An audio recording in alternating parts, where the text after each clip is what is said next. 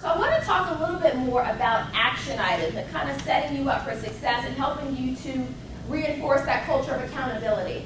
An action item is an issue that comes up that requires some sort of action outside of the session. You know, so again, we get into this vendor discussion and someone says, well, gosh, we really need a list of who our shortlist vendors are. We don't have time to do it right now, but would Bob mind going to get that and sending it out to the rest of the group? So that's what we mean by an action item. It absolutely must be written to be effective. Have any of you ever had what I call meeting deja vu? Where an issue comes up and they say, oh yeah, about that broken finance process. Didn't we talk about that? Wasn't somebody going to do something about that? Oh yeah, I think we talked about that last month, but I don't know whatever happened to it.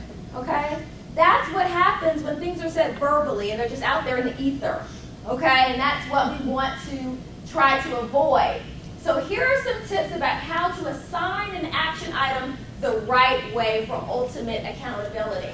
So let's say we decide to take the vendor research issue offline and make it an action item. We might write down this item. Compile analysis of different vendor products' features and distribute them to the team. What's missing? Timeline and who? Very, very critical, because I promise you, when people don't follow through on their action items, there are two primary excuses. What are they? I didn't know. I didn't know it was mine. You were looking at him. I didn't know you wanted me to do that. And what else? I didn't know when you needed it. Yeah, I didn't know when you needed it. Or what's even more common, I find? When they don't, get through, they don't do it. What do they say usually? I thought somebody else was doing it. Maybe I thought somebody else. Didn't have the time. I didn't have the time. I just got so overloaded, it slipped my mind. I just had so much on my plate. I just didn't, haven't you heard that? I know I'm not alone, okay? I just had so much on my plate, I just couldn't get to it. So what we want to do in assigning the action item is remove the possibility for those excuses. So the first thing I'm going to do is after I write the action item down, what's your name again? Ann. So I'm going to write Ann's name down in big block letters and put a rectangle around it.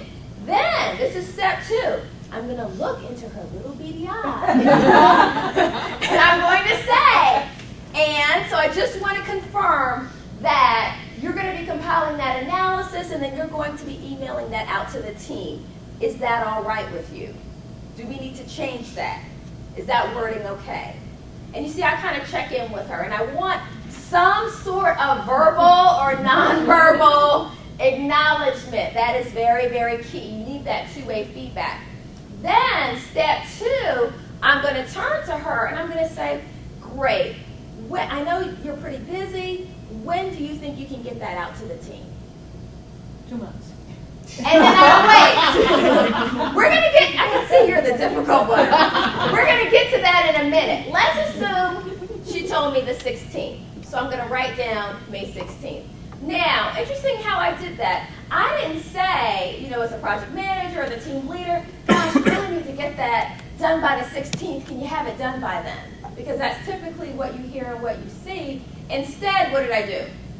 Open it. I asked her, and she gave me a date. What's the difference? She has more control. Commitment, and she had control over it. So now, when the 16th comes and goes, can she complain to me that the date was unrealistic? No.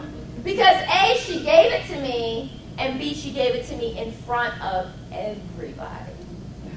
Now let's go back to difficult Ann. What if she does say, I'll get it done by August? First of all, let me just say a little caveat. When I use that technique and I kind of focus on the person and say, okay, Ann, great, when do you think you could get that out to everyone? 90% of the time, people kind of feel this pressure on them. They feel that light, and so they're like, I can get it done by 4 o'clock, So if anything, I have almost the opposite problem where I say, well, don't rush. I want you to come up with a realistic deadline. But occasionally you will have that person that says, put me down for August 30th. What do you think we might do there? Yeah. Well, then you have to say, well, we were really looking for May 16th. Can you get, what's your timeline closer to that? That's when we get into a negotiation, exactly. So that's when we say, well, you know what, the report's going out on June 1st. It really is critically important. I think you'd agree. Do you think we should be including that in the report? Yeah. Well, if that's the case, we certainly would need to get it before then. What support would you need in order to complete it by the 16th? And then we have that conversation.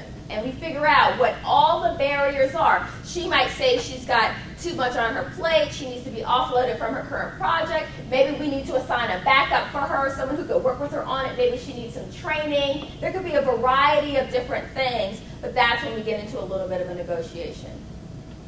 Does that make sense? I promise you this technique, it works really, really well. And then the next part of it is, for every single meeting you have with that team, the very first thing you do, always, is review previous action items. Okay? And who's giving the update on each action item? Is it you? It's the owner. So you have this listed in a spreadsheet or a database. For every action item, you direct it to the owner and ask the owner to give their update to the group. I promise you, even lazy people don't want to appear lazy, okay? At least not publicly. It works really, really well, okay? And people learn what sort of environment they're in really quickly. I've seen people literally get off my team. They're like, enough of this, you know? They sense really quickly, oh, this is not going to be one of these where I can just kind of kick back and show up when I want to and half do things, and they remove themselves. Is that a good thing? Yes. That's a very good thing.